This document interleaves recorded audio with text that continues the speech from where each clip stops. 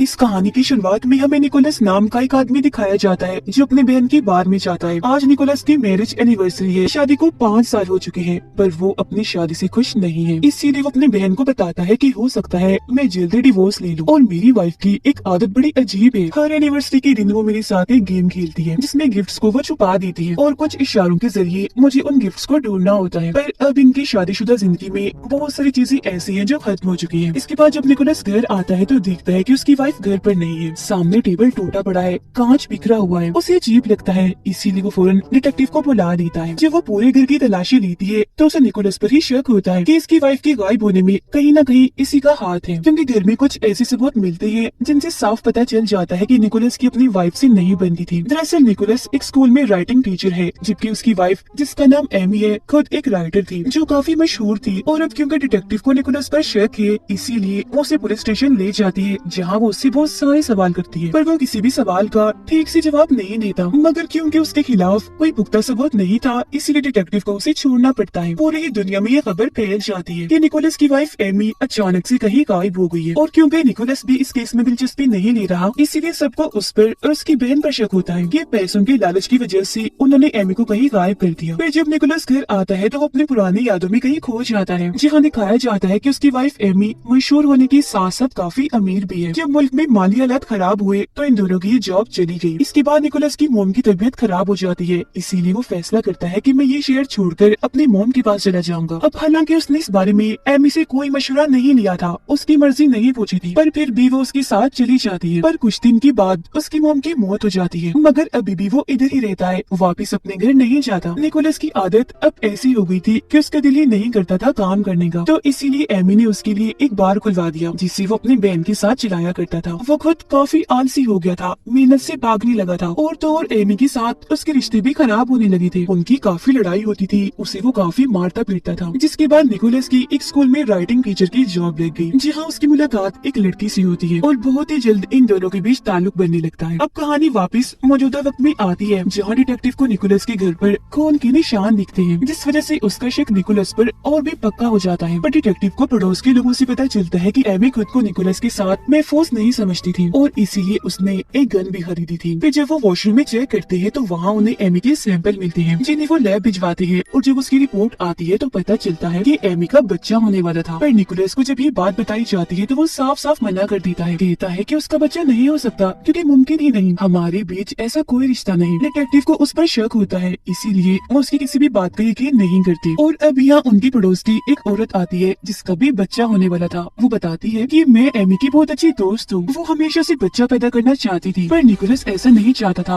उसने एमी के साथ ऐसा कोई रिश्ता रखा ही नहीं। अब निकोलस को ये सुनकर उस औरत पर ही शक होता है, क्योंकि उसे यकीन था कि एमी अपने पड़ोस में किसी से भी इस तरह की बात नहीं कर सकती थी, ना ही वो इनसे दोस्ती करना पसंद करती। ये बात वो डिटेक्टिव को भी बताता है, पर फिर भी उसे यकीन नहीं आता।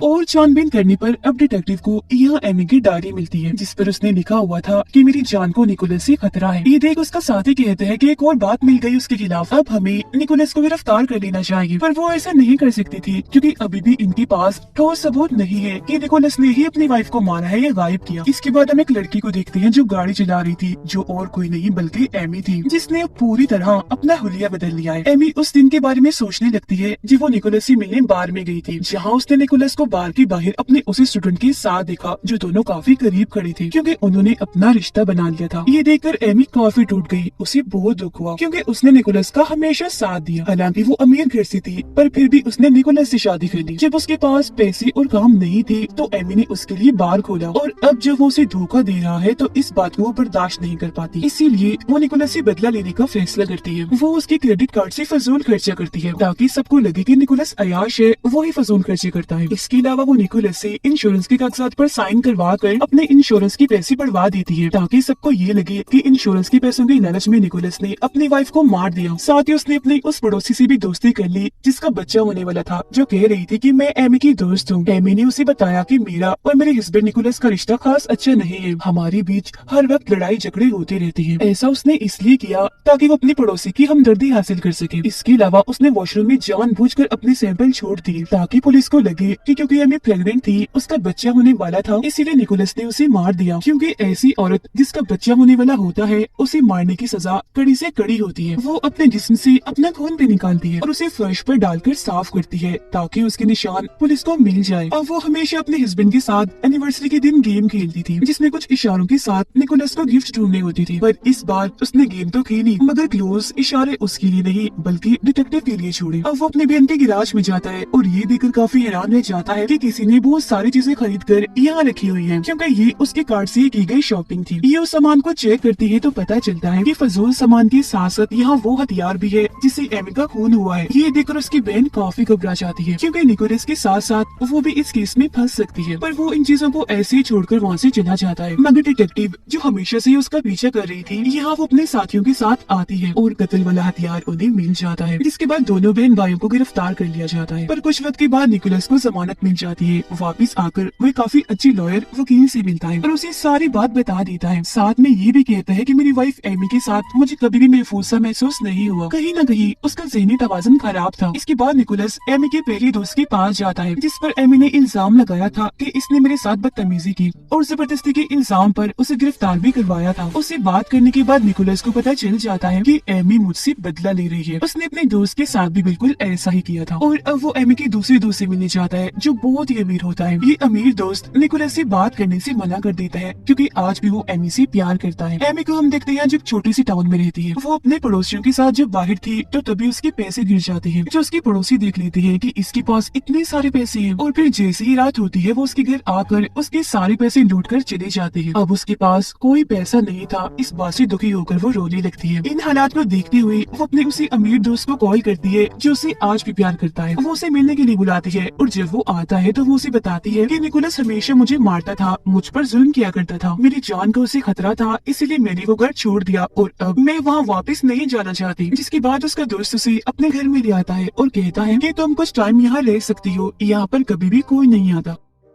उधर टाउन में दिखाया जाता है कि सबको यकीन है कि एमी अभी भी जिंदा है, इसलिए सब लोग उसके लिए कैंडल मार्च करते हैं, मतलब मोमबत्तियां जलाकर तस्वीरें लगाकर उसके वापस लौटने की दुआएं करते हैं। जहाँ सबके सामने निकोलस काफी जज्बाती बातें करता है कि मैं तुमसे बहुत प्यार करता हूँ एमी, मेरे दिल की और घर के दरवाजे हमेशा तुम्हारे लिए खुले हैं, तो प्लीज तुम वापिस आ जाओ। निकोलस की वो स्टूडेंट भी इसी भीड़ में खड़ी थी और जब वो ये सुनती है तो उसे बहुत गुस्सा आने लगता है, इसलिए वो मीडिया के सामने ये बात बता देती है कि निकोलस और मेरे बीच रिश्ता बन चुका है। और ये सुनते ही सबके सब लोग निकोलस से नफरत करने लगते हैं। उन्हें यकीन हो गया था कि इस वजह से उसने या तो अपनी वाइफ को गायब कर दिया या उसे जान से मार दिया। फिर वो अपने लॉयर से मिलने जाता है, जहाँ लॉयर उसे कहता है कि अब सारे सबूत तुम्हारे खिलाफ है, तुम काफी बदनाम भी हो गई हो, इसीलिए मेरा मशवरा है तुम एक मशहूर शो के इंटरव्यू में जाओ, जहाँ जाकर तुम बताओ कि मैं अपनी वाइफ से बहुत प्यार करता हूँ। तुम्हें वहाँ जाकर अपनी सारी गलतियों को कबूल करना होगा, क्योंकि अगर तुम्हारी वाइफ सच में तुम्हारे खिलाफ कोई साजिश कर रही है तो टीवी से खबरों से वो तुम पर नजर जरूर रख रही होगी। हो सकता है वो तुम्हारी बातों से जज्बाती होकर घर वापस आ जाए। जिसके बाद निकोलस ऐसा ही करता है। वो उस शो में जाकर बताता है कि मैं अपनी वाइफ से बहुत प्यार करता हूँ, मैं चाहता हूँ कि जल्दी वो वापस आ जाए। जिसके बाद वो रोने की एक्टिंग करता है। एमी भी अपने अमीर दोस्त के साथ ये इंटरव्यू देख रही थी और जब वो निकोलस को गौर से देखती है तो उसे पता चलता है कि उसने वही टाई लगाई हुई है जो मैंने कभी उसे गिफ्ट दी थी। वो जब बड़े गौर से निकोलस की बातें सुन रही थी तो ये चीज उसका दोस्त भी देख लेता है और अब आखिरकार वो अपने घर जाने का फैसला करती है, पर उसका दोस्त उसे जाने से मना करता है। वो चाहता है कि एमी हमेशा मेरे साथ रही, पर अब एमी का दिलो दिमाग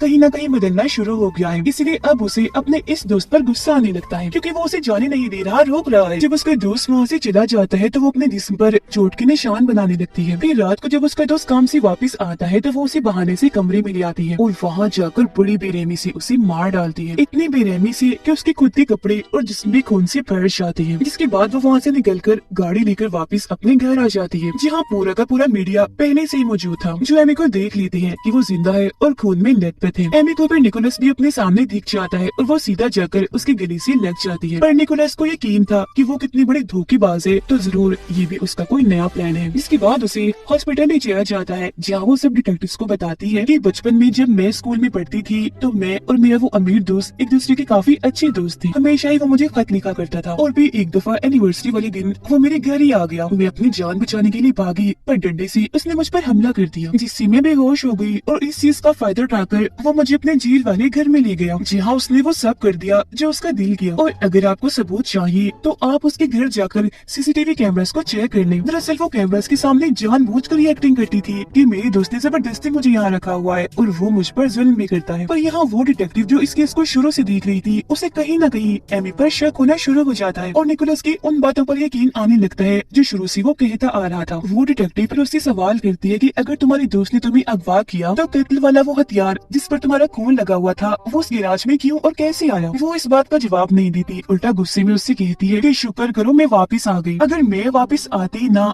तुम तो मेरे बेकसूर हस्बैंड को जेल में कैद कर दी थी। जिसके बाद वो बेहोश होने का नाटक करती है और डिटेक्टिव को अब उस पर पूरा शक है। इसके बाद निकोलस उसे अपने घर ले आता है और कहता है कि बस कर दो, अब ये ड्रामा नाटक बंद करो, मुझे पता है कि तुम बिल्कुल ठीक हो और अपने अमीर दोस्त का कत्ल तुमने ही किया है। और वो इतनी चालाक थी कि पहले तो वो ये चेक करती है कि निकोलस के पास कोई रिकॉर्डर तो नहीं, ये मेरी बातें रिकॉर्ड तो नहीं कर रहा, जिसके बाद वो सारा सच बता देती है। पर इसका क्या फायदा था, क्योंकि निकोलस की बातों का किसने यकीन करना था, क्योंकि अब तो सब एमी के साथ थे। आगे वो बताते हैं कि जब मैंने तुम्हारा इंटरव्यू देखा तो मुझे यकीन हो गया कि तुम्हें मेरे लिए सबसे बेहतर हो और इसी वजह से मैं वापिस आई हूँ। अब निकोलस अपने लॉयर और डिटेक्टिव से मिलकर ये सारी बातें उन्हें भी बता देता है, जिस पर डिटेक्टिव कहती है मेरे पास उसके खिलाफ कोई सबूत नहीं है, उसने अपना बचाव करने के लिए अपने दोस्त को मारा है, इसलिए अगर ये बात सबके सामने लाई भी जाए तभी उसे गिरफ्तार नहीं किया जाएगा। फिर रात को निकोलस जब अपने घर था तो एमी उसे अपने साथ ले जाती है और निकोलस को देखने से लग रहा था कि वो अब एमी से डरने लगा है। फिर अगली सुबह एक रिपोर्टर इनका इंटरव्यू लेने के लिए आने वाली थी, तो उसके आने से पहले एमी निकोलस को समझा देती है कि तुम्हें वो सारी बातें मान लेनी होंगी जो मैंने प्लान की थी, यानी कि क्रेडिट कार्ड से शॉपिंग तुमने की थी, तुमने मुझ पर हाथ भी उठाया था क्योंकि पहले हमारा रिश्ता ठीक नहीं था,